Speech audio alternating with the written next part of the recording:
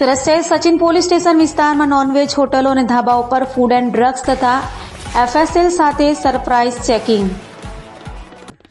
સુરત શહેરના Sachin police station વિસ્તારમાં non veg હોટલો અને ધાબાઓની ખાદ્ય ચીજોની ગુણવત્તા તપાસવા માટે સુરત શહેર પોલીસ દ્વારા વિશેષ કાર્યવાહી હાથ ધરાઈ છે. પોલીસ કમિશનર અનુપમસિંહ ગેહલોત અને સંયુક્ત પોલીસ કમિશનર સેક્ટર 2 કે.એન. ડામોરની સૂચનાઓ મુજબ નાયબ પોલીસ કમિશનર રાજેશ પરમારની અધ્યક્ષતામાં મીટિંગ યોજાઈ હતી.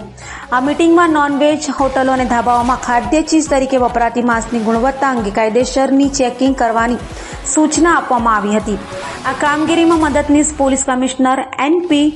ગોહિલના માર્ગદર્શન હેઠળ ફૂડ એન્ડ ડ્રગ્સ અધિકારી, એફએસએલ અધિકારી અને પશુ ચિકિત્સકને સાથે રાખી અલગ અલગ ટીમો બનાવી સચિન વિસ્તારમાં આવેલ મિડનાઇટ હોટલ, દાવત હોટલ, તંદુર હટ હોટલ, અલકાદરી હોટલ, નાનાવાડી હોટલ, અમદાવાદી તવાફાઈ હોટલ, હાજી ચિકન હોટલ સહિતના નોનવેજ હોટલો અને ધાબાઓમાં સરપ્રાઇઝ ચેકિંગ કરવામાં આવી.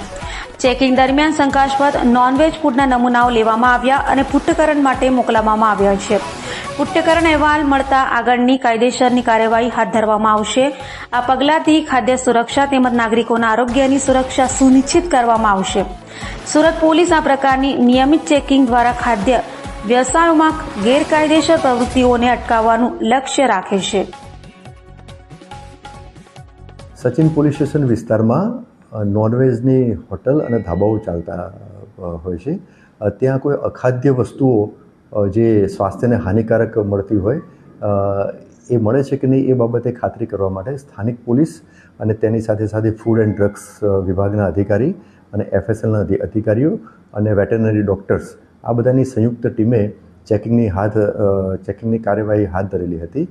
તે દરમિયાન આ સંયુક્ત ટીમે સચિન પોલીસ સ્ટેશનની હદમાં આવેલ મિડનાઇટ હોટલ, દાવત હોટલ, તંદુર હટ હોટલ, અલ કાદરી હોટલ, નાનાવાડી હોટલ, અમદાવાદી તવા ફ્રાય હોટલ અને હાજી ચિકન હોટલ અને બીજા નાના નાના ધાબાઓ એમાં સરપ્રાઇઝ ચેકિંગ કરી ચેકિંગની કામગીરી હાથ ધરેલી હતી.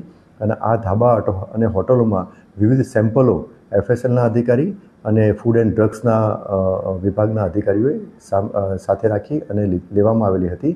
અને આ જે સેમ્પલ લઈ અને એના વધુ પરીક્ષણ અને પૃથ્થકરણ કરવા માટે ફૂડ એન્ડ ડ્રગ્સના વિભાગના અધિકારીઓ એમની લેબમાં લઈ ગયેલા હતા. અને આ સેમ્પલના પરીક્ષણ થયેથી જે કંઈ રિપોર્ટ આવશે એ આધારે આગળની કાયદેસર કાર્યવાહી હાથ ધરવામાં આવશે.